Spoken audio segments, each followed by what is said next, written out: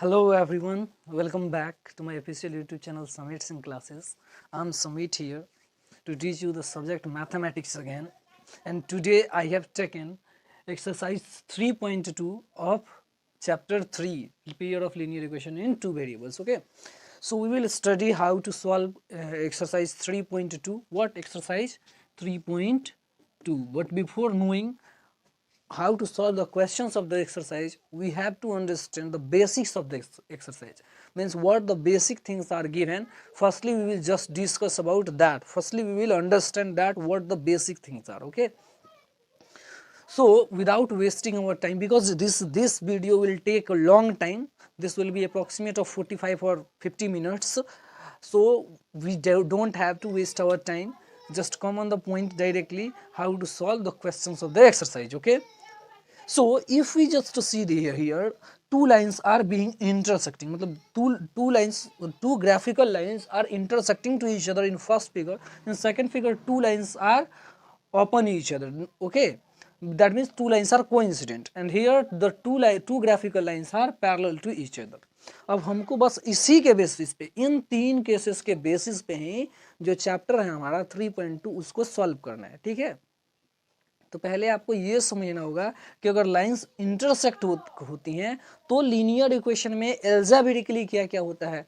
ठीक है, अगर लाइंस एक दूसरे के ऊपर है तो लीनियर इक्वेशन में एल्जेब्रिकली क्या क्या होता है, और अगर लाइंस पैरेलल है तो एल्जेब्रिक एक्सप्रेशन में क्या क्या होता है. ठीक है, तो ये चीज़ जो है हम लोग देखने का, समझने का प्रयास करें. सबसे पहले तो देखो, जैसे कि ये लाइंस इंटरसेक्टिंग है तो आपको ये बात भी ख्याल रखना है कि अगर लाइंस जो हैं, दो लाइंस अगर एक दूसरे को इंटरसेक्ट कर रही हो या फिर इसके ऊपर हो या फिर पैरेलल हो, तो जितनी बार लाइंस एक दूसरे को इंटरसेक्ट करेगी, मतलब कि जितने कॉमन पॉइंट्स होंगे उतने ही क्या होते हैं, उसके नंबर ऑफ सॉल्यूशंस होते हैं. ठीक है, तो इस बात को आपको दिमाग में बसा के रखना है कि जितनी बार इंटरसेक्ट करेंगे लाइन उतना ही नंबर ऑफ सॉल्यूशन होगा. ठीक है, तो मैं सबसे पहले आपको बताऊं कि यहाँ पे देखो ये लाइंस कैसी हैं, इंटरसेक्टिंग लाइंस. कैसी है? Intersecting lines. ठीक है, इंटरसेक्टिंग लाइंस है. तो यहाँ पे क्या हो रहा है, इंटरसेक्टिंग लाइंस है तो एक ही जगह पे इंटरसेक्ट कर रही है, तो एक जगह पे जब इंटरसेक्ट करेगी तो कितने सॉल्यूशन होंगे, एक सॉल्यूशन. जैसे कि मैंने पहले ही बताया कि जितनी बार इंटरसेक्ट करेगी है ना लाइंस एक दूसरे को, मतलब जितने कॉमन पॉइंट्स होंगे उतना ही नंबर ऑफ सॉल्यूशन होगा. तो देखो इसमें कॉमन पॉइंट्स कितने हैं, एक हैं, तो कितना सॉल्यूशन होगा, वन सॉल्यूशन. और इसको वन यूनिक सॉल्यूशन भी कहा जाता है. ठीक है, तो एक बार इंटरसेक्ट कर रही हैं लाइंस तो कितने सॉल्यूशन हुए इसके, एक सॉल्यूशन होगा. ठीक है, अब देखो क्या होता है ना कि जितनी अगर दो लाइंस एक दूसरे को इंटरसेक्ट कर रही हो या फिर नहीं कर रही हो, लेकिन क्या होता है कि हमको अगर वैल्यूज मिलते हैं, उस लीनियर इक्वेशन से वैल्यूज मिलते हैं, ठीक है, या फिर सॉल्यूशंस मिलते हैं, तो उस लीनियर इक्वेशन को हम लोग consistent pair of linear equation कहते हैं. ठीक है, तो जैसे देखो यहाँ पे इंटरसेक्ट कर रहा है लाइन एक दूसरे को, मतलब कॉमन पॉइंट मिला तो इसके वैल्यूज भी मिलेंगे, इसका सॉल्यूशन भी मिलेगा. तो जब भी सॉल्यूशन मिलेगा तो उसको कौन सा पेयर कहते हैं, कंसिस्टेंट पेयर. तो देखो इसका सॉल्यूशन है तो ये कैसा पेयर हो जाएगा, कंसिस्टेंट पेयर. ठीक है, अब दूसरा चीज कि अगर क्या हो रहा है कि लीनियर इक्वेशन में अगर हम देखें कि जो कांस्टेंट टर्म्स होते हैं, ठीक है, उनके रेशियोज के बेसिस पे देखें तो रेशियोज इनका होता है a1/a2 is not equal to b1/b2. मतलब कि a1/a2 की वैल्यू b1/b2 के वैल्यू के इक्वल नहीं होगी. जैसे कि आप एक एग्जांपल ले लो कि अगर मैं लिख रहा हूँ यहाँ पे x + y = 5 and x - y, जैसे इसको लिखते हैं x + y - 5 = 0, और फिर x - y फिर -3 = 0. ठीक है, समझ में आ रहा ना बात. तो यहाँ पे देखो a1 की वैल्यू क्या है, 1 है, b1 की वैल्यू क्या है, 1, तो a1 की वैल्यू 1 है और a2 की वैल्यू भी क्या है, 1 ही है. तो a1/a2 की वैल्यू क्या होगी, 1/1 यानी कि 1 ही. लेकिन यहाँ पे देखोगे तो b1 ये है, y से जस्ट पहली वाली वैल्यू b1 होती है. ठीक है, और फिर दूसरे वाले इक्वेशन में y से जस्ट पहले वाला वैल्यू b2 होता है. तो यहाँ पे अगर b1/b2 का वैल्यू देखें तो b1/b2 का वैल्यू क्या हो जाएगा, वो हो जाएगा 1/-1, यानी कि -1 ही b1/b2 का वैल्यू हो जाएगा. ठीक है, तो इस टाइप का एक एग्जाम्पल मैंने दे दिया। अगर ऐसा हो कि a1/a2 is not equal to b1/b2 हो, है ना, तब जाके लाइंस इंटरसेक्टिंग होगी, वन सॉल्यूशन होगा और कंसिस्टेंट पेयर ऑफ लाइंस हो जाएंगे। ठीक है, दूसरे वाले को देखो, जैसे कि यहाँ पे क्या हो रहा है कि लाइंस एक दूसरे के ऊपर है, और जब भी लाइंस एक दूसरे के ऊपर होंगी तो कैसी लाइंस कहलाएंगी? को इंसिडेंट लाइंस। कैसी लाइंस? को इंसिडेंट लाइंस। ठीक है, और अगर लाइंस को इंसिडेंट है तो को इंसिडेंट होने के केस में क्या हो जाता है कि को इंसिडेंट है मतलब कि ढेर सारे कॉमन पॉइंट्स मिल रहे हैं। अब जब ढेर सारे इसके कॉमन पॉइंट्स मिलेंगे, जब आपको इसके ढेर सारे कॉमन पॉइंट्स मिल रहे हैं तो मतलब कि इसका सॉल्यूशन भी क्या होगा? ढेर सारा होगा, मतलब कि बहुत सारे सॉल्यूशंस हमको इसके मिलेंगे। ठीक है, तो जब बहुत सारे सॉल्यूशन मिले ना तो हम इसको बोलते हैं इनफाइनाइटली मेनी सॉल्यूशंस। ठीक है, मेनी सॉल्यूशंस यानी कि बहुत सारे इसके सॉल्यूशन रहेंगे। क्यों? क्योंकि हम लोग ये काउंट नहीं कर पाएंगे कि जनरली कितने कॉमन पॉइंट्स हो रहे हैं। बहुत सारे कॉमन पॉइंट्स हो रहे हैं क्योंकि एक लाइन दूसरे की लाइन के जस्ट ऊपर में है, लाइंस कोइंसिडेंट कर जा रही है। तो कोइंसिडेंट होने के बाद क्या होना चाहिए? बहुत सारे सॉल्यूशन होने चाहिए, इनफाइनाइटली मेनी सॉल्यूशन इसका हो जाता है। ठीक है, अब देखो फिर इसमें भी देख रहे हैं तो इसमें सॉल्यूशन है, और मैंने क्या बताया था कि जब सॉल्यूशन एग्जिस्ट करे, ये मैटर नहीं करता कि एक सॉल्यूशन है या फिर इनफाइनाइटली मेनी सॉल्यूशन है। जब सॉल्यूशन एग्जिस्ट कर रहा है तो कैसा पेयर है? कंसिस्टेंट पेयर है। तो इसका पेयर जो हो गया वो कैसा हो गया? Consistent pair. क्यों? क्योंकि इसका सॉल्यूशन एग्जिस्ट करता है। कैसा पेयर है ये? Consistent pair. ठीक है, अब अगर मान लेते हैं कि इसका देखें कि एल्जेब्रिकली जो है कैसे हम लोग फर्क पता करेंगे कि ये लाइंस जो है इंटरसेक्टिंग है या फिर कोइंसिडेंट है या फिर पैरेलल है। तो इसके लिए केस होता है कि a1/a2 is equal to b1/b2 is equal to c1/c2। ठीक है, a1/a2 is equal to b1/b2 is equal to c1/c2 अगर हो रहा है तो कैसी है ये? कोइंसिडेंट लाइंस है और इनफाइनाइटली मेनी सॉल्यूशंस होंगी इसकी, और ये कैसा पेयर होगा? कंसिस्टेंट पेयर होगा। ठीक है, समझ में आ रहा है बात? फिर से अगर देखते हैं इस वाले को देखते हैं तो यहाँ पे क्या हो रहा है कि लाइंस एक दूसरे के कैसे हैं? पैरेलल हैं, पैरेलल लाइंस हो रही हैं। ठीक है, अगर पैरेलल लाइंस हो रही हैं तो आपको समझना है, जैसे इसके लिए भी अगर आप एग्जाम्पल लेना चाहो तो मैं एग्जाम्पल दे सकता हूँ। जैसे कि मान लो कि यहाँ पे x प्लस वाई है ना प्लस 5 इज इक्वल टू 0 है। ठीक है, और या फिर -5 इज इक्वल टू 0 है, और फिर क्या है? 2x plus 2y minus 10 is equal to 0 है। तो यहाँ पे देखो a1/a2 की वैल्यू निकालते हैं तो 1/2 हो गया। यहाँ पे भी b1/b2 की वैल्यू निकालते हैं तो 1/2, और फिर c1/c2 की वैल्यू निकालेंगे तो -5/-10, तो माइनस माइनस कट गया, 5 2 या 10, तो यानी कि 1/2 ही है। यानी कि a1/a2 की वैल्यू b1/b2 के वैल्यू के बराबर और c1/c2 के वैल्यू के भी बराबर हो रही है। तो इस केस में लाइंस जो होंगी वो क्या होंगी? को इंसिडेंट होंगी, और इसका इनफाइनाइटली मेनी सॉल्यूशन होगा, और ऐसी लाइंस कंसिस्टेंट पेयर भी कहलाएंगी। ठीक है, समझ में आ रहा है? एकदम क्लियर है, कुछ ज़्यादा दिमाग लगाने की जरूरत नहीं है। बस ये समझ लो कि अगर a1/a2 is not equal to b1/b2 है तो लाइंस इंटरसेक्टिंग है, एक यूनिक सोल्यूशन होगा और कंसिस्टेंट पेयर होगा। ठीक है, अगर लाइंस क्या हो रही हैं तो a1/a2 is equal to b1/b2 is equal to c1/c2 में हो रही हैं तो कोइंसिडेंट लाइंस होंगी और इनकी इनफाइनाइटली मेनी सॉल्यूशन होगी, और जब सॉल्यूशन है ही तो कंसिस्टेंट पेयर कहलाएगा। ठीक है, समझ में आ रहा ना बात? तीसरा चीज जो हमारा चीज है वो पैरेलल लाइंस वगैरह हैं। तो पैरेलल लाइंस होने के बाद तो कहीं पे वो एक दूसरे को इंटरसेक्ट कर नहीं पाएंगी। पैरेलल लाइंस एक दूसरे को कहीं इंटरसेक्ट करेगी? नहीं करेगी, तो मतलब कि इसका कोई सॉल्यूशन ही नहीं होगा। जब लाइंस एक दूसरे को इंटरसेक्ट ही नहीं कर रही है तो कोई सॉल्यूशन ही नहीं होगा। तो इसका क्या हो जाता है? नो सॉल्यूशन, मतलब कि इसका कोई सॉल्यूशन नहीं रह जाता। और जैसा कि मैंने पहले बताया कि अगर क्या होता है कि सॉल्यूशन एग्जिस्ट कर रहा है, ये मैटर नहीं कर रहा है कि एक सॉल्यूशन है या फिर कई सारे सॉल्यूशन है। अगर सॉल्यूशन एग्जिस्ट कर रहा है तो लाइंस जो हैं वो कंसिस्टेंट पेयर कहलाती हैं, कंसिस्टेंट पेयर ऑफ लाइंस। ठीक है, और अगर सॉल्यूशन एग्जिस्ट नहीं करता तो इनकंसिस्टेंट पेयर कहलाता है। ठीक है, तो देखो यहाँ पे तो सॉल्यूशन एग्जिस्ट कर नहीं रहा है क्योंकि लाइन इंटरसेक्ट कर नहीं रही है, तो कैसा हो जाएगा इसका पेयर? तो इनकंसिस्टेंट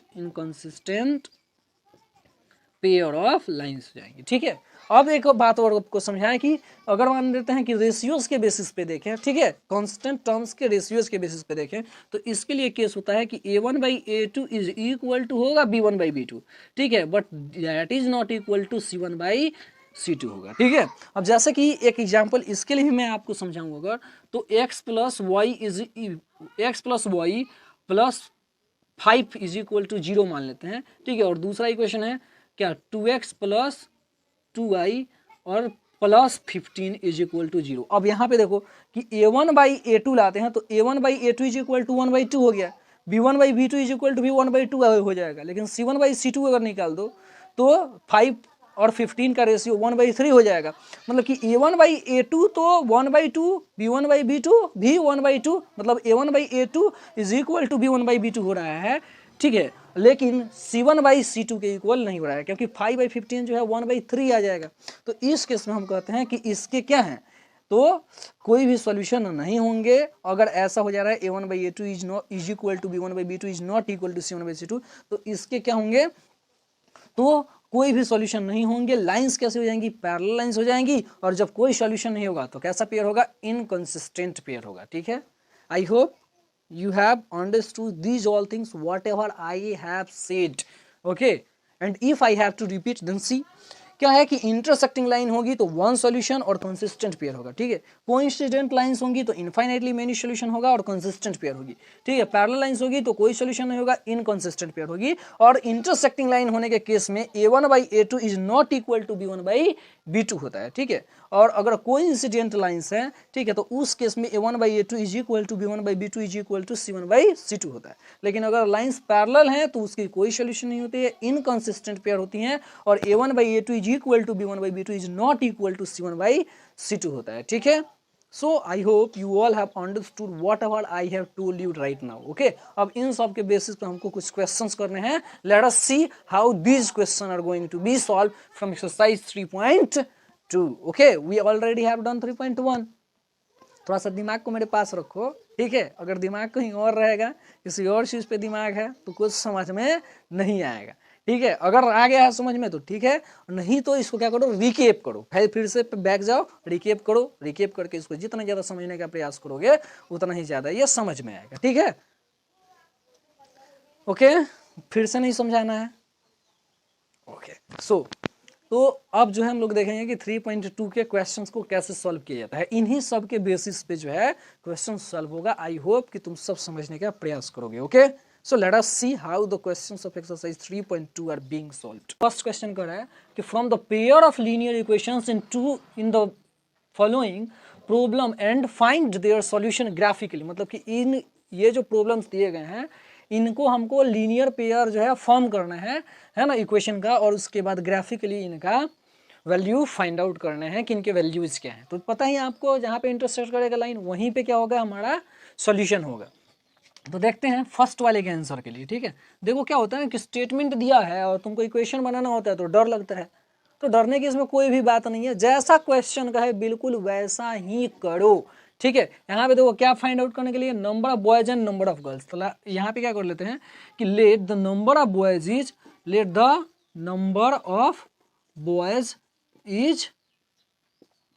एक्स लेट कर लेते हैं, ठीक है। तो एंड लेट करते हैं और भी कि the number of girls is what, y, ठीक है। हमने नंबर ऑफ बॉयज एक्स ले लिया, नंबर ऑफ गर्ल्स क्या ले लिया हमने, वाई ले लिया, ठीक है। तो अब देखो जैसे कि अकॉर्डिंग टू क्वेश्चन क्या कह रहा है क्वेश्चन कि टोटल स्टूडेंट जो है वो कितने हैं, टोटल स्टूडेंट कितने हैं, 10 है। यानी कि boys plus girls is equal to क्या है, 10 है। यहाँ पे क्या लिखा है, अकॉर्डिंग टू क्वेश्चन हमको क्या कहना है कि total student is equal to 10, means boy plus girl is equal to 10। तो बॉय की वैल्यू x और गर्ल की value y is equal to 10। ये हमारे लिए इक्वेशन फर्स्ट हो जाएगा। अब सेकंड वाले के लिए फिर अगेन दूसरा जो चीज कह रहा है वो सेकंड चीज क्या है कि if the number of girls is 4 more than the number of boys. मतलब कि नंबर ऑफ गर्ल्स जो हो रही है वो 4 मोर हो रही है नंबर ऑफ बॉयज के। मतलब कि हम लोग क्या लिखेंगे, number of girls is equal to what, number of boys plus 4। यही ना होगा, बिल्कुल वैसे ही हमने लिख दिया, नंबर ऑफ बॉयज प्लस 4। तो अब देखो नंबर ऑफ गर्ल्स की जगह पे क्या था हमारा, y था, ठीक है। Is equal to number of boys क्या था, x, number of girls y और नंबर ऑफ बॉयज कितना है, x है, प्लस 4 हो जाएगा, ठीक है। वैसे ही वैल्यू पुट कर देना, इसको इधर साइड लेके आते हैं सिर्फ x को, तो क्या हो जाएगा y minus x is equal to 4, ठीक है। ये इक्वेशन सेकंड ले लो, ठीक है। अब यहाँ से क्या करना होता है, तुमको पता है कि किसी भी ग्राफ को प्लॉट करने से पहले हमें एक टेबल प्रिपेयर करना होगा।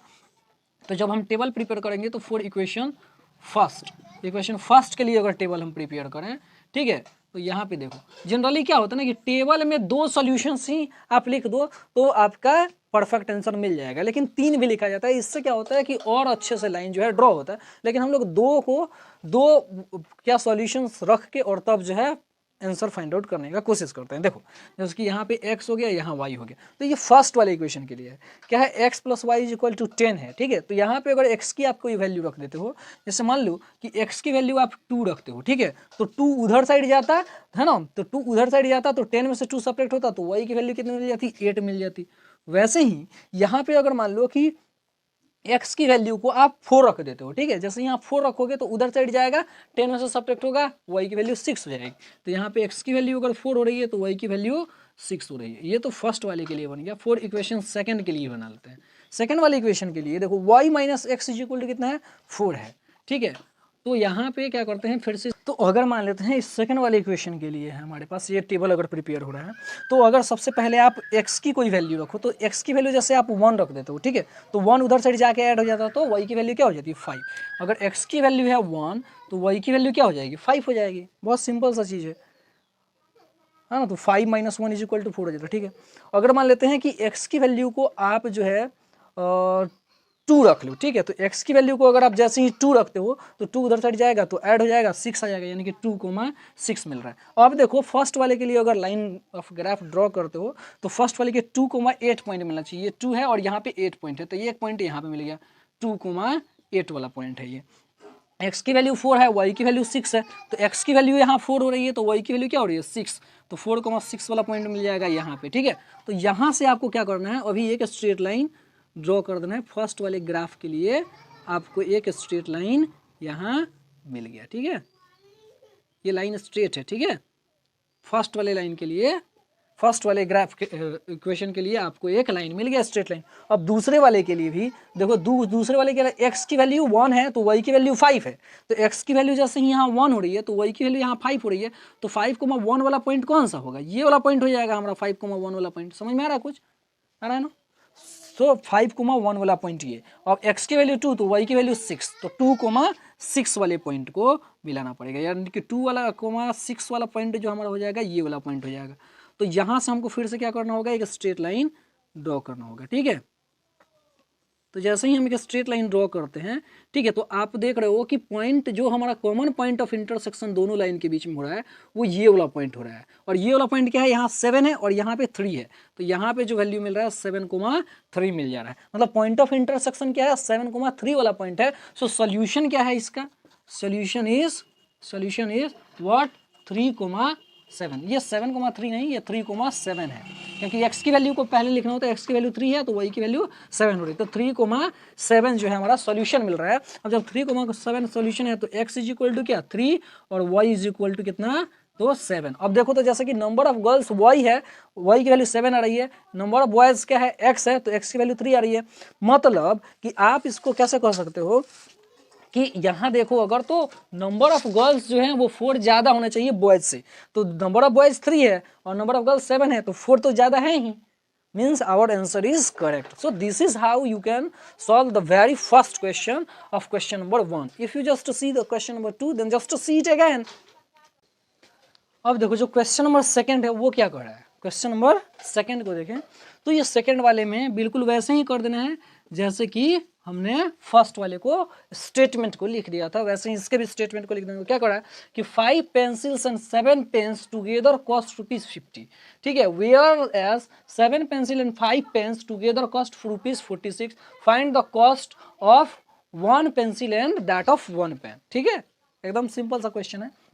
सबसे पहले पेंसिल की प्राइस को x कर लो तो पेन की प्राइस y है। क्या लिखोगे यहाँ, let the price of pencil, the price of 1 pencil, price of 1 pencil is equal to what, x। ठीक है, तो क्या हो जाएगा, the price of 1 pen is equal to y हम लोग लेट करेंगे। ठीक है, अब अकॉर्डिंग टू क्वेश्चन, जैसा कि क्वेश्चन कर रहा है इसके अकॉर्डिंग आप देख सकते हो क्या कर रहा है कि 5 पेंसिल और 7 पेन्स टुगेदर 50 रुपीज़ हो रही है। यानी कि क्या लिखोगे यहाँ 5 पेंसिल्स, ठीक है, plus 7 pens is equal to 50 हो रहा है ना, यही बात है ना।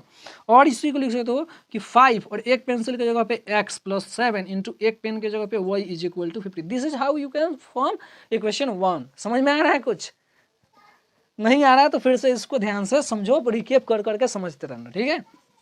ये हो गया इक्वेशन फर्स्ट। अब देखो फर्स्ट वाला तो हो गया हमारा, सेकंड वाले के लिए अगेन फिर से हम लोग क्या करेंगे, अगेन देखो क्या हो रहा है कि इस पर है कि 7 pencil and 5 pens together cost ₹46। यानी कि इस बार क्या हो रहा है कि 7 पेंसिल्स है ना plus 5 pens is equal to 46 हो जा रहा है। तो और 7 और पेंसिल की जगह पे क्या है हमारा x प्लस 5 और पेन के जगह पे क्या है y rupees is equal to 46।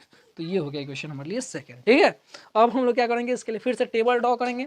तो क्या लिखोगे यहाँ फॉर इक्वेशन 1, इक्वेशन 1 के लिए आप टेबल यहाँ पे ड्रॉ कर रहे हो, ठीक है। तो अब देखो यहाँ पे अगर मान लेते हैं कि x की वैल्यू हो गई, y की वैल्यू होगी, ठीक है, दो ही बनाना है सॉल्यूशन, ठीक है। देखो यहाँ पे क्या हो रहा है कि 5x plus 7y is equal to 50 है। तो x की आप कोई वैल्यू रख सकते हो या फिर y की। देखो सबसे अच्छा कि यहाँ पे x की वैल्यू 0 रखो। तो x की वैल्यू 0 रखोगे तो ये तो कभी भी डिवाइड होगा नहीं, लेकिन y की वैल्यू को 0 रख देते हो अगर यहाँ, तो y की वैल्यू जैसे ही 0 हुई, समझ में आ रहा है कुछ, जैसे ही y की वैल्यू 0 हुई तो 0 हो गया ये वाला कंप्लीटली, ये इधर जाकर इसको डिवाइड कर देगा तो x 10 आ जाएगा, है ना। दूसरी चीज कि अगर मान लो कि यहाँ पे कोई भी वैल्यू रखना हो, जैसे y की वैल्यू अभी आप रख ले तो y की वैल्यू ऐसे अगर आप 3 रखो तो अभी कुछ भी तुम अपने मन से तुमको रखना है, ठीक है। y की वैल्यू कोई भी रखो। तो जैसे यहाँ पे 1 रखते हैं तो 7 1 जा 7, उधर चढ़ जाता 43 आता, 43 से 43 को हम 5 से डिवाइड नहीं कर सकते। और फिर क्या हो रहा है कि 2 रखेंगे तो 14 ये हो जाएगा, उधर जाएगा 36 आ जाएगा, तो फिर से 5 से नहीं डिवाइड होगा। सबसे अच्छा रखते हैं, एक काम करते हैं कि यहाँ पे x की वैल्यू रखते हैं 3, तो 7 3 जा 5 3 जा 15 हो गया, उधर साइड जाएगा तो x की वैल्यू क्या हो जाएगी, y की वैल्यू क्या हो जाएगी 5, 35। कैसे, क्योंकि 5 में जैसे ही आप 3 से मल्टीप्लाई करो 15 हो जाएगा, तो ये 15 उधर साइड जाएगा, 50 में से सब्ट्रैक्ट होगा, 50 में से 15 को सब्ट्रैक्ट किया हमने 35 बचेगा, 35 से 7 को हम आराम से डिवाइड कर सकते हैं। तो यहाँ पे ऐसे लिख देंगे। फॉर इक्वेशन सेकंड के लिए अगर हम देखें, इक्वेशन सेकंड के लिए देखें अगर, तो क्या हो रहा है कि यहाँ पे एक x की वैल्यू एक y की वैल्यू यहाँ पे ऐसे रहा, ठीक है। देखो क्या रखो कि x की वैल्यू को 1 रखो, 1 रखोगे तो 7 1 जा 7 हुआ। अब इधर साइड जाएगा 46 में से 7 सब्ट्रैक्ट करेंगे 39 आ जाएगा, 39 जो है 5 से डिविजिबल नहीं है तो परफेक्ट नहीं बन रहा है, ठीक है। 7 अगर मान लो कि 2 रखते हो तो 7 2 जा 14, इधर साइड आया तो 46 में से 14 सब्ट्रैक्ट हुआ तो 32 भी परफेक्टली डिविजिबल नहीं है। लेकिन यहाँ पे x की वैल्यू अगर 3 रखते हो तो 7 3 जा 21, उधर साइड गया तो 46 में से 21 सब्ट्रैक्ट हुआ तो कितना बच गया 25, और 25 से 5 डिविजिबल हो जाएगा। मतलब कि x की वैल्यू क्या रखते हो, अगर यहाँ पे 3 रख दोगे, ठीक है, तो 7 3 जा 21 हो गया, 21 इधर जाएगा तो 46 में से 21 सब्ट्रैक्ट हुआ 25, और इस 25 को आके इधर से 5 डिवाइड कर देगा 5 टाइम्स में। तो यानी कि x की वैल्यू 3 रखोगे, y की वैल्यू 5 हो जाएगी। तो 3 तो तुमने रख लिया, अब 4 रखो, x की वैल्यू 4 रखो तो 7 4 जा 28, इधर साइड गया तो 18 बच गया, 5 से कम्प्लीटली डिविजिबल नहीं है। 4 भी रख लिया तुमने, अब 5 रखो, 7 5 जा 35, इधर साइड आया तो 46 में से 30 सब्ट्रैक्ट हुआ 11 भी कम्प्लीटली डिविजिबल नहीं है 5 से, ठीक है। तो अब क्या रखोगे, तो तुमने क्या रख लिया 5 भी रख लिया, 6 रखो, 7 6 सा 42 इधर आया सब्ट्रैक्ट हुआ तो 46 में से 42 सब्ट्रैक्ट हुआ 4 बच गया, 4 भी कम्प्लीटली डिविजिबल नहीं है 5 से, तो 8 रखो अब, ठीक है। 7 भी रखोगे तो 7 7 जा 49 हो गया, 49 इधर आएगा तो -3 रिजल्ट बच रहा है, -3 भी कम्प्लीटली डिविजिबल नहीं है 5 से, तो उसको भी रहने देते हैं। 8 रखो तो 7 8 जा 56, इधर साइड आया तो क्या हो जाएगा -10। अब जैसे ही -10 ये वाला होगा तो 5 से आराम से डिवाइड हो जाता है 2 टाइम्स में। तो x की वैल्यू को अगर 8 रख दे तो 7 8 जा 56, उधर गया तो 46 में से 56 सब्ट्रैक्ट हुआ, क्या हुआ -10 को 5 कितने बार में डिवाइड करेगा -2 टाइम। मतलब अब अगर आप लाइन ग्राफ पे अगर आप लाइंस ड्रॉ करना चाहो फर्स्ट इक्वेशन के लिए, x की वैल्यू 10 हो रही है, y की वैल्यू 0 हो जा रही है, मतलब कि यहाँ पे आपको जो 10,0 वाला पॉइंट मिल रहा है, और फिर देखो दूसरे वाले में क्या हो रहा है कि 3 वैल्यू मिल रही है तो 5, यानी कि ये 3 वाला 5 वाला कौन सा पॉइंट हो जाएगा हमारा, यहाँ है 3,5 वाला पॉइंट, ये 3 वाला पॉइंट है, ये 5 वाला पॉइंट है, दोनों का ये पॉइंट हो गया, ठीक है। 3,5 वाला पॉइंट हो जाएगा XY। दूसरे वाले इक्वेशन के लिए कर दो। अब तो इसको पहले स्ट्रेट लाइन से मिला दो, ठीक है, स्ट्रेट लाइन से ये मिल गया, अब स्ट्रेट लाइन यहाँ पे बन गया। फिर दूसरा वाला इक्वेशन के लिए देखो, तो दूसरे वाले इक्वेशन के लिए x की वैल्यू 3, y की वैल्यू 5, मतलब कि यही पॉइंट है, ठीक है। फिर दूसरा जो पॉइंट मिल रहा है वो 8,-2 मिल रहा है। 8,-2 कहाँ होगा, यहाँ पे है -2 और यहाँ पे है 8, तो यानी कि क्या हो गया 8,-2 वाला पॉइंट यहाँ मिल गया। इसको आपको इससे मिला देना है, ठीक है, 8,-2 वाले पॉइंट से इसको मिला देना है, ठीक है। तो एक स्ट्रेट लाइन हमको यहाँ मिल गया। जो कॉमन पॉइंट हो रहा है वो 3,5 है, एज यहाँ भी देख सकते हो 3,5 3,5 दोनों कॉमन है, तो सोल्यूशन हमारा क्या है 3,5 है। सो सोल्यूशन इज 3,5 हो गया। तो means x is equal to 3 और y इज इक्वल टू क्या है 5 है, क्योंकि फर्स्ट वाला x होता है, सेकंड वाला y होता है। अब यहाँ पे वैल्यूज को रख के भी देखो तो 5 3 जा 15 हो गया, 15 उधर साइड गया तो या 15 और y की वैल्यू को भी 5 रख दो, तो 7 5 जा 35, 15 में 35 को ऐड कर दोगे 50 आएगा। LHS equal to RHS means test करने के बाद ही हमारा सोल्यूशन करेक्ट हो रहा है। So this is how you can solve the very first question, that is question number 1 and first part and second part of question number 1। Now we are going to solve question number 2। बहुत ही simple है, just see it and enjoy. Okay, graph को मैंने इसलिए छोड़ के रखा है कि ताकि आगे आने वाले जो क्वेश्चंस हैं, ठीक है, उसको हम लोग इस पर सॉल्व कर लेंगे, ठीक है। फिलहाल ये देखते हैं क्वेश्चन नंबर 2 अब क्या करें। ध्यान से देखो और देखो, वीडियो लॉन्ग होगा तो तुमको रिलैक्स भी होने की ज़रूरत है, ठीक है। तो इसलिए कोई एंटरटेनिंग वीडियो आप यूट्यूब पे देख के आ सकते हो, और फिर से जहाँ पॉज किया था वहाँ से आप इस वीडियो पे स्टार्ट करोगे। ओके, गेटिंग इट, एंटरटेन करके पढ़ो और समझो इसको। तो अगर देखो क्वेश्चन नंबर 2 जो है क्या कर रहा है, on comparing the ratios a1/a2, b1/b2 and c1/c2 find out whether the lines representing the following pair of linear equation intersecting parallel or coincident। मतलब तुमको रेशियोज के हेल्प से, जैसे कि मैंने अभी कुछ देर पहले सिखाया था इन स्टार्टिंग कि a1/a2 is not equal to b1/b2 है, तो लाइंस क्या होंगी इंटरसेक्टिंग। अगर a1/a2 is equal to b1/b2 is equal to c1/c2 है तो लाइंस क्या है कोइंसिडेंट। और अगर a1/a2 is equal to a1/b2 but not is equal to c1/c2 है तो लाइंस क्या है पैरेलल है।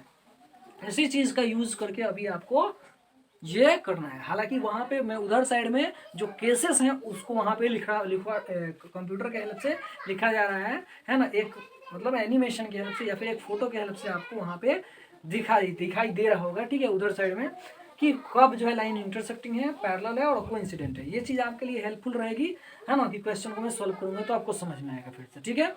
नहीं याद आ रहा है तो फिर से याद करो।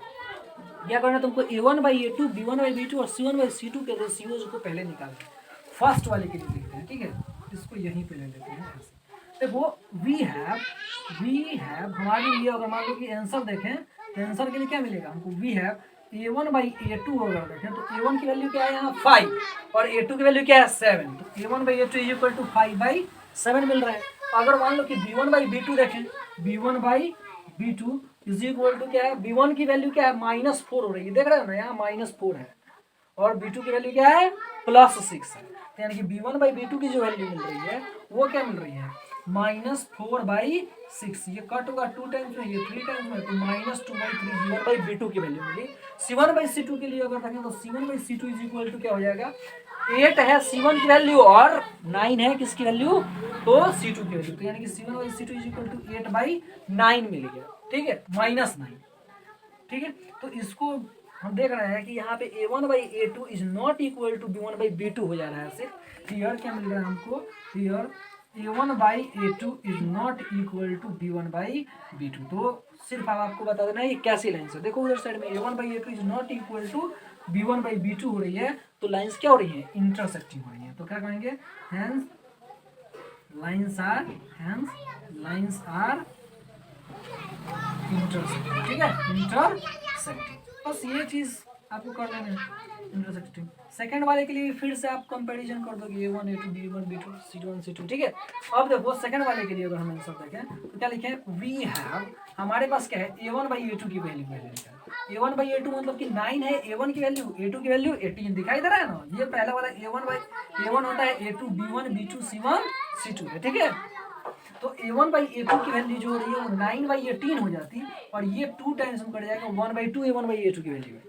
फिर A2 क्या है, तो B1/B2 अब देखते हैं। तो B1/B2 की वैल्यू देखें तो B1 कितना है 3 और B2 कितना है 6, तो 3/6 ये भी आ गया 1/2।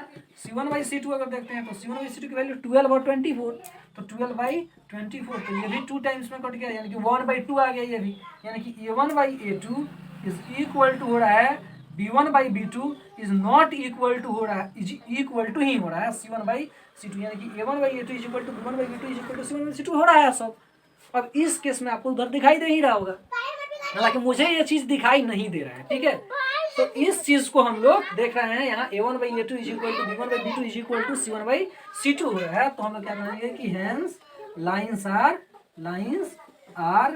क्या, तो कोइंसिडेंट, ठीक है। अब तीसरा वाला केस है, तो इसमें भी देख लेते हैं। यहाँ पे क्या हो रहा है A1/A2 और B1/B2 फिर C1/C2 की वैल्यू निकालते हैं। आंसर के लिए लिखेंगे वी हैव, हमारे पास क्या है कि A1/A2 अगर देखें तो देखो A1 की वैल्यू क्या है 6 और A2 की वैल्यू 2, 6/2 कट गया 3 आ गया। अब देखो B1/B2 की वैल्यू देखें तो B1/B2, B1 की वैल्यू कितनी है -3 और B2 की वैल्यू कितनी है -1, यही ना, माइनस वाई है तो वाई से जस्ट पहले क्या है 1 है, तो -1 हो गया। तो B1/B2 की वैल्यू जाएगी -3/-1, माइनस से माइनस कट जाएगा, तो ये भी बच गया 3। C1/C2 की वैल्यू देखते हैं, C1/C2 तो वो हो गया 10/9। देखो यहाँ पे क्या मिल रहा है A1/A2 B1/B2 के इक्वल है, लेकिन C1/C2 के इक्वल नहीं है। मीन्स हियर क्या हो रहा है हमको A1/A2 is equal to B1/B2 but that is not equal to C1/C2, means lines are what, बस कुछ नहीं करना है, आपको कंपैरिजन करके देखना है। और शुरुआत में ही जो सबसे स्टार्टिंग था जब, है ना, तो उसी में हमने ये देख लिया था कि कैसे जो है लाइंस पैरेलल है, कोइंसिडेंट है या फिर इंटरसेक्टिंग, ओके। और यहाँ पे भी उधर साइड में आपको भी दिखाई दे रहा है, okay. So this is how you can solve question number 2। Now see what the question number 3 is asking, बिल्कुल थर्ड भी इसी तरह से है, ठीक है। तो देखते हैं क्वेश्चन नंबर 3, ठीक है। इसमें क्या कर बताना है आपको कि लाइंस कंसिस्टेंट है या इनकंसिस्टेंट है।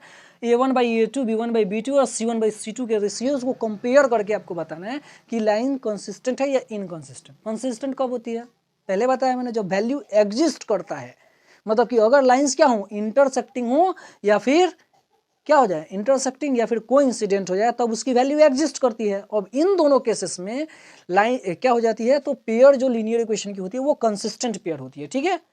अगर वैल्यू एग्जिस्ट करता है कंसिस्टेंट पेयर, वैल्यू एग्जिस्ट नहीं करता इनकंसिस्टेंट पेयर, ठीक है। तो वैल्यू एग्जिस्ट कब करेगा, जबकि A1/A2 is not equal to B1/B2 होगा, या फिर क्या होगा कि A1/A2 is equal to B1/B2 is equal to C1/C2। तो इन दोनों केसेस में पेयर्स जो हैं वो क्या होंगे, कंसिस्टेंट होंगे, क्योंकि वैल्यूज मिल जाएंगी, है ना। लाइंस क्या हो रही हैं इन दोनों सिचुएशंस में, तो इंटरसेक्टिंग हो रही है और इंटरसेक्टिंग नहीं तो कोइंसिडेंट हो रही है। और इंटरसेक्टिंग और कोइंसिडेंट लाइंस हैं तो उनकी वैल्यू एग्जिस्ट करती है, और पैरेलल लाइंस होगी तो उसकी वैल्यू एग्जिस्ट नहीं करती। पैरेलल होने के केस में सिर्फ इनकंसिस्टेंट होगा, ठीक है। और पैरेलल नहीं है मतलब कि क्या है, कोइंसिडेंट लाइंस हैं और इंटरसेक्टिंग लाइंस हैं तो उसकी वैल्यू एग्जिस्ट करेगी, कंसिस्टेंट होगा, बस ये ध्यान में रखना है। देखो इसमें भी आपको क्या करना है, पहले रेशियोज फाइंड आउट करना है। हालांकि क्वेश्चन था 3x + 2y is equal to 5 and 2x - 3y is equal to 7, तो मैंने इधर 5 को लेके आ गया मैं तो -5, और इधर मैं 7 को लेके आया तो -7, ठीक है। इसमें भी बिल्कुल सेम चीज़ है। यहाँ पे क्या करते हैं कि आंसर जब लिखेंगे तो हमारे पास क्या मिलेगा, वी हैव, पहली चीज़ जो मिल रही है आपको A1/A2 इज इक्वल टू, अगर देखो आप तो 3/2 मिल रहा है। A1 की वैल्यू 3, A2 की वैल्यू 2, ठीक है। अब B1/B2 देखो तो B1/B2 की वैल्यू क्या मिल रही है, यहाँ पे 2 है और यहाँ पे 3, प्लस में है 2 और माइनस में है 3, तो क्या मिल रहा है 2 - 2/-3, यानी कि -2/3 हो जाता है ये, ठीक है। C1/C2 की वैल्यू देखो आप तो C1/C2 इज इक्वल टू क्या हो रहा है, 5/-5/-7, माइनस से माइनस कट गया, यानी कि 5/7। देखो ना तो A1/A2 के बराबर है, ना तो A1/A2 ना तो B1/B2 के इक्वल है, ना C1/C2 के इक्वल। मतलब यहाँ पे आपको एक ही केस मिल रहा है कि here A1/A2 is not equal to B1/B2, ठीक है। तो देन लाइंस क्या होंगी, देन लाइंस कैसी हो जाती हैं, लाइंस आर इंटरसेक्टिंग एंड देखो जब भी इंटरसेक्टिंग लाइन होगी तो उसका वैल्यू एग्जिस्ट करेगा, तो एंड क्या हो जाएगा, कंसिस्टेंट। जब वैल्यू एग्जिट किया तो क्या हो गया, कंसिस्टेंट।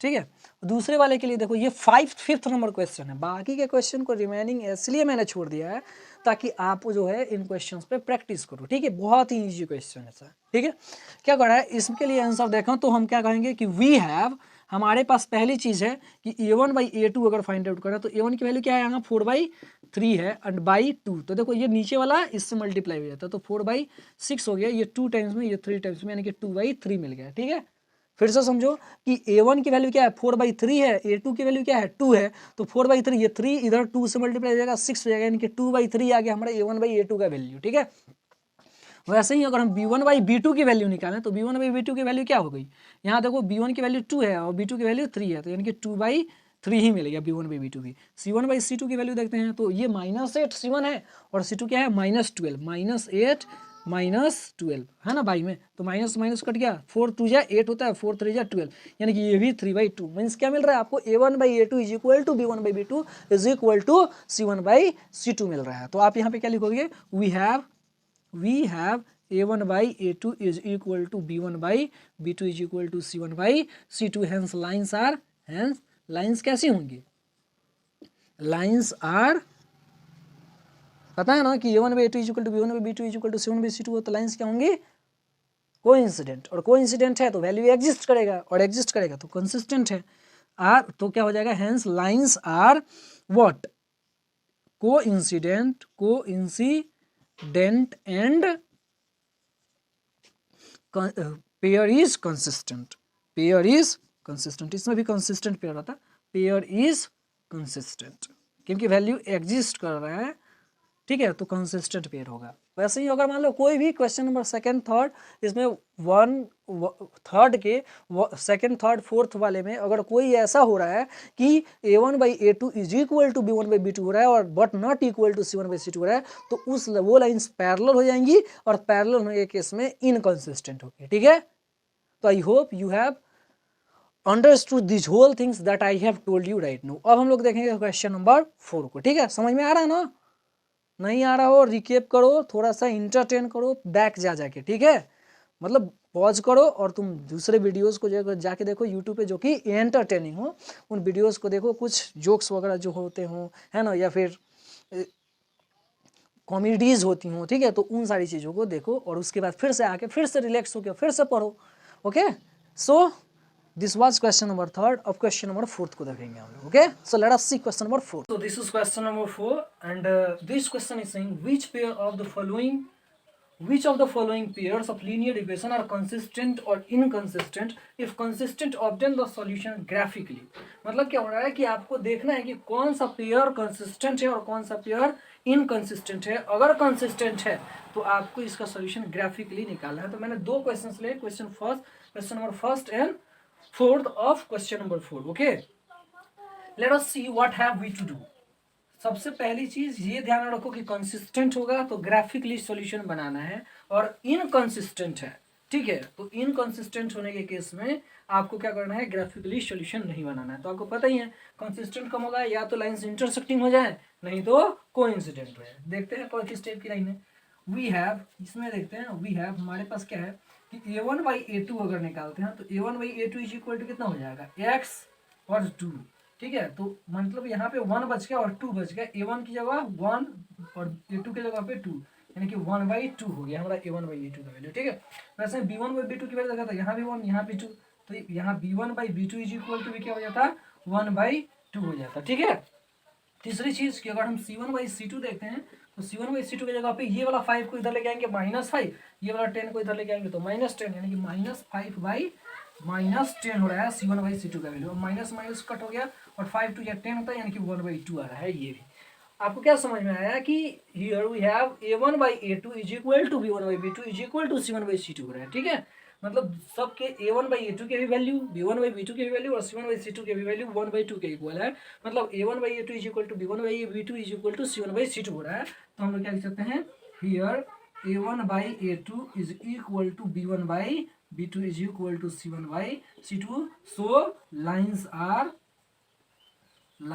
आर व्हाट, कोइंसिडेंट, ये ऐसा केस होता है तो कोइंसिडेंट लाइन हो जाती है, लाइन्स आर कोइंसिडेंट, ठीक है। और अगर लाइन कोइंसिडेंट है, ठीक है, तो कोइंसिडेंट होने के केस में उसका सोल्यूशन एग्जिस्ट करता है, और सोल्यूशन एग्जिस्ट करेगा देन एंड तो कंसिस्टेंट पेयर हो जाएगा, है कि नहीं, सोल्यूशन एग्जिस्ट करेगा तो एंड कंसिस्टेंट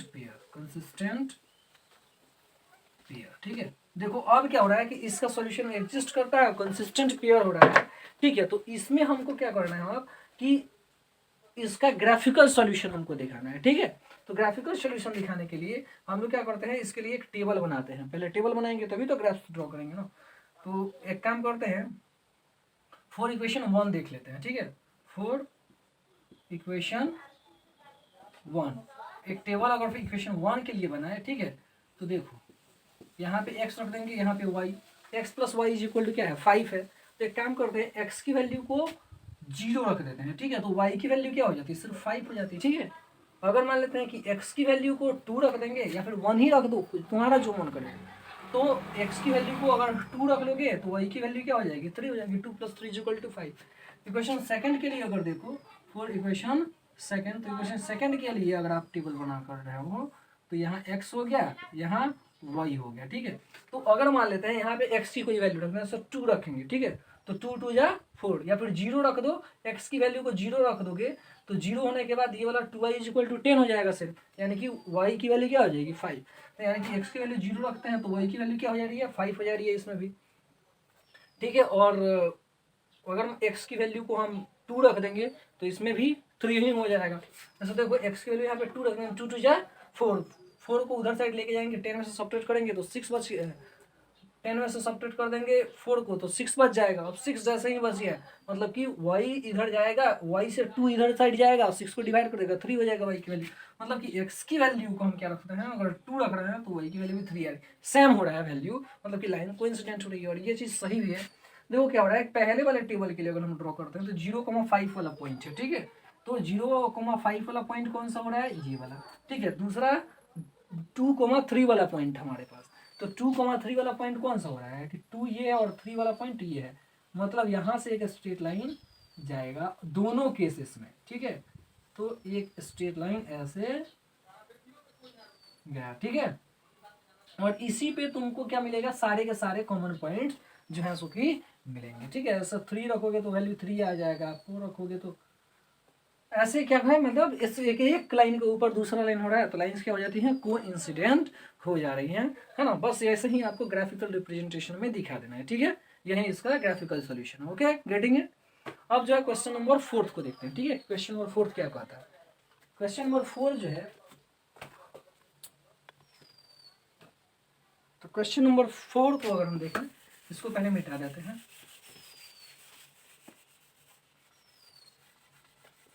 इसमें भी आपको पहले क्या करना है, a1/a2 निकालना है, b1/b2 निकालना है, ठीक है, c1/c2 निकालना है, और उसके बाद आपको दिखाना है कि क्या हो रहा है, कंसिस्टेंट या फिर इनकंसिस्टेंट। तो देखो इसमें अगर मान लो कि इसका आंसर लिखोगे, पहले a1/a2 निकाल लो, a1/a2 इज इक्वल टू कितना हो रहा है 2/4, है ना, यानी कि 2/4 कहने का मतलब कि 1/2 हो जाता है a1/a2। फिर b1/b2 को फाइंड आउट करो, b1/b2 इज इक्वल टू क्या हो जाता है -2/-4, है ना, -2/-4, माइनस माइनस कटा 2 तो 1/2 हो गया। c1/c2 को फाइंड आउट करो, तो c1/c2 जो है वो क्या है 2/-2/-5 हो रहा है, -2/-5 तो 5 से 5 पर यानी कि 2/5। देखो यहाँ a1/a2 जो हो रहा है वो b1/b2 के इक्वल हो रहा है, दोनों की वैल्यू 1/2 हो रही है, लेकिन c1/c2 के इक्वल नहीं हो रहा है। मीन्स हमारे पास क्या मिल रहा है कि a1/a2 is equal to b1/b2 is not equal to c1/c2, so lines are what parallel। अगर इस ऐसा केस क्रिएट होता है कि a1/a2 is equal to b1/b2 is not equal to c1/c2 हो जाता है, तो लाइंस कैसे हो जाती है, पैरेलल हो जाती है। And inconsistent pair, consistent pair. तो अगर मान लेते हैं कि इनकंसिस्टेंट पेयर है, तो इनकंसिस्टेंट पेयर के फॉर्म में अगर पेयर इनकंसिस्टेंट है तो आपको ग्राफ ड्रॉ नहीं करना है, ठीक है। यहाँ पे क्या कर रहा है, if consistent then obtain the solution graphically, okay, समझ में आया। तो इनकंसिस्टेंट ही हो गया, तो दूसरे वाले के लिए मतलब 4th वाले के लिए आपको कोई ग्राफ ड्रॉ करने की कोई जरूरत नहीं है, ठीक है। ऐसे ही आप क्वेश्चन 2nd और 3rd जो रहेगा इसका वो करोगे। Okay, now see question number 5. What the question number 5 is asking, we have to see that. Okay, this is question number 5. Firstly we are going to solve question number 5. देखो यहाँ पे ये नहीं दिया कि इसको ग्राफिकल मेथड से ही solve करना है, so you can apply any method to solve it. Okay, एक बहुत ही सिंपल सा मेथड अप्लाई करेंगे और इसको सॉल्व करेंगे, आपको बस देखना है।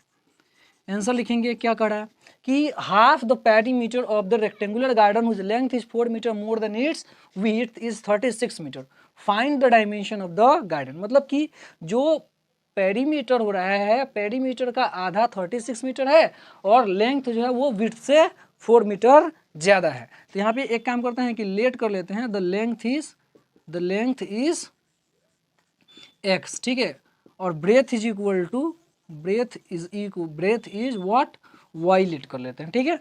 तो अकॉर्डिंग टू क्वेश्चन जैसे कि कह रहा हो, तो क्वेश्चन क्या कर रहा है आपका, क्वेश्चन कर रहा है कि लेंथ जो है 4 मीटर ज़्यादा है विड्थ से, तो यहाँ पे क्या लिख देंगे, length is equal to width plus 4, यही ना लिखेंगे, विड्थ प्लस 4, ठीक है। तो लेंथ की वैल्यू क्या है, x है, x is equal to width की वैल्यू क्या है, y प्लस 4, और इसी को हम लोग क्या लिख सकते हैं, x, इस y को इधर साइड लगेंगे तो x minus y is equal to 4 मिल जाएगा। ये इक्वेशन 1 मिल गया आपके लिए, ठीक है। दूसरा चीज़ क्या कर रहा है, again the second condition is that what half of the perimeter of rectangular garden is what 36 metre, मतलब कि हाफ जो हो रहा है पेरीमीटर बाई 2 अगर हम कर दें, पेरीमीटर बाई 2 यानी कि पेरीमीटर का आधा इज इक्वल टू हो जा रहा है 36 मीटर, यही ना, ठीक है।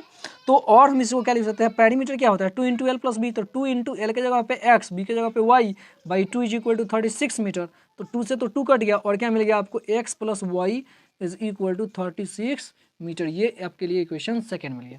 तो 2 इक्वेशन मिल गए, इन्हें दोनों इक्वेशन को सॉल्व कर लेना है। बच्चा वाला दिमाग लगा दो, क्या कर रहा है यहाँ देखो, दोनों इक्वेशन को अगर हम ऐड कर दें तो ऐड कर देंगे तो वाई से वाई कट जाएगा, सिर्फ एक्स बच जाएगा, ठीक है। तो इसलिए क्या कर लो, adding both equations, adding both equations, यहाँ से दोनों इक्वेशन को क्या कर लेना है, आपको ऐड कर लेना। तो दोनों इक्वेशन को जब ऐड करोगे तो क्या लिखोगे, ऊपर में x माइनस वाई, नीचे में x प्लस वाई, ये इक्वल टू है 4, ये इक्वल टू है 36। तो आप इसको क्या करोगे कि कट करोगे, y से y कट गया, x जो है ऐड होगा, 2x is equal to Y और 36, 4 कितना हो जाएगा 40, और क्या लिख सकते हैं हम लोग, x इज इक्वल टू 40/2, तो x इज इक्वल टू क्या मिल गया, 20 मिल गया, ठीक है। समझ में आ रहा है बात, x की वैल्यू 20 मिल गई। तो अब x की वैल्यू को हम लोग इक्वेशन सेकंड में रख देते हैं या फर्स्ट में, सेकंड में रख देते हैं। Putting the value of x, putting the value of x in 1, first वाले इक्वेशन में रखते हैं। तो फर्स्ट वाले में रख दें या सेकंड वाले में रख देते हैं, सेकंड में तो क्या हो जाता है, x के जगह पे जो है 20 आ जाता है, तो 20 plus y is equal to क्या हो जाता है 36 मीटर, है ना। और क्या लिख सकते हैं हम लोग, y is equal to 36 metre, 36 minus में क्या हो जाता है 20, है ना। तो और क्या हो जाता है कि y इज इक्वल टू 16, ठीक है। मतलब x की वैल्यू हो जाएगी 20 मीटर और y की वैल्यू 16 मीटर, इसी से हमारा इक्वेशन सेटिस्फाई कर जाएगा। हालांकि आप ग्राफिकल मेथड का भी यूज कर सकते थे, ठीक है। तो एक लाइन मिल जाता 16, एक पॉइंट मिल जाता 20 और दूसरा मिल जाता 16, so that will be your answer. Okay, now see how the question number 6 is being solved. Okay, so let us see question number 6. Okay, then question number 6 is depending upon your understanding. Okay, it depends upon your understanding, आपके समझदारी पे depend करता है। बस एक छोटा सा दिमाग लगाना है कि इंटरसेक्टिंग कैसे है, पैरेलल कैसे है और कोइंसिडेंट कैसे है। क्वेश्चन क्या कर रहा है, given the linear equation 2x plus 3y minus 8 is equal to 0, right another linear equation in 2 variable such that the geometrical representation of the pair is first intersecting, second parallel and third coincident. तो आपको क्या करना है कि इसके एक pair में दूसरा इक्वेशन लिख देना है जिसके कारण इंटरसेक्टिंग हो जाए, है ना, लाइंस और पैरेलल्स हो जाए और कोइंसिडेंट हो जाए, ठीक है। देखते हैं कैसे होगा। फर्स्ट वाले के लिए आंसर देखते हैं, 6 के फर्स्ट वाले के लिए, ठीक है, 6 का फर्स्ट है ये।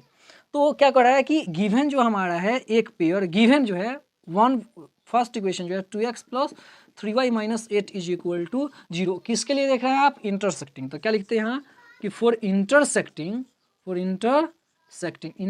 के लिए क्या हो जाता कि a1/a2 is not equal to क्या होना चाहिए, b1/b2 के इक्वल होना चाहिए। समझ में आ रहा ना, मतलब कि आप कोई भी वैल्यूज इधर साइड नीचे में दूसरे इक्वेशन के लिए रख सकते हो। हेंस अदर पेयर क्या हो जाता है कि देखो यहाँ पे 2 है तो मान लेते हैं कि क्या है 4x और प्लस में मान लेते हैं यहाँ 7y हो गया, ठीक है। तो देखो अब ये 2/4 1/2 हो गया a1/a2 का वैल्यू, और b1/b2 का वैल्यू 3/7 हो गया। तो a1/a2 is not equal to b1/b2 आ रहा है, सेटिस्फाई हो गया।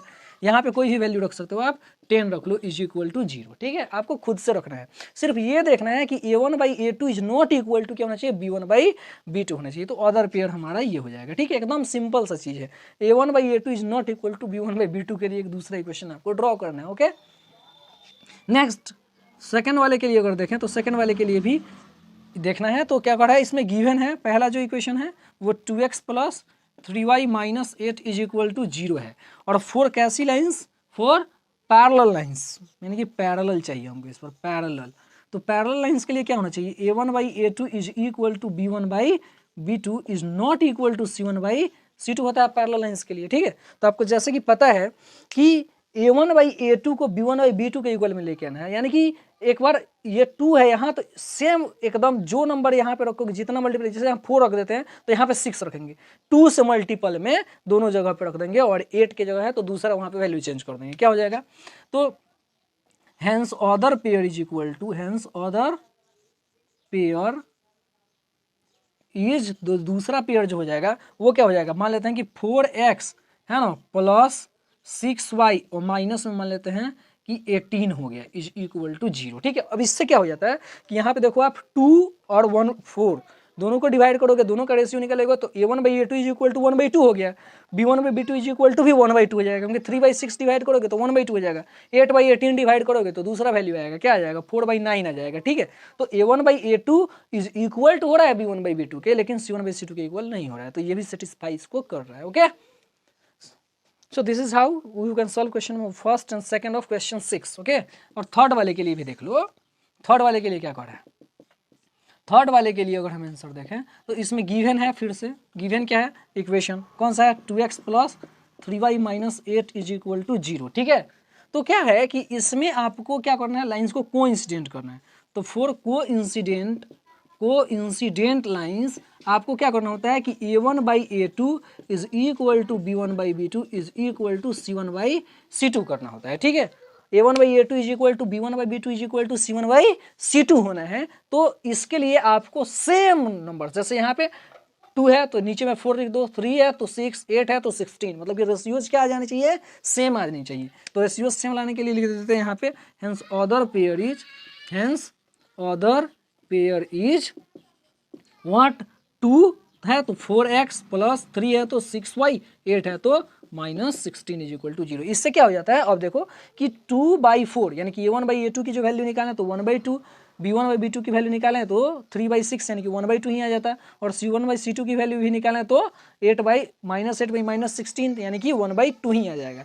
तो ये जो है हमको सेटिस्फाई कर रहा है इक्वेशन के लिए, तो अदर पेयर हो जाएगा ये, okay। So this is how you can solve exercise 3.2, okay। In the next session we will learn the basic concept, by that the next exercise would be solved, okay। So it was really a great moment, it was pleasure to teach you all again, and I hope you all have enjoyed this lecture as well। नहीं समझ में आया तो उसको recap कर करके देखना है, okay। So it is too much for today, see you soon in the next class, thank you for today।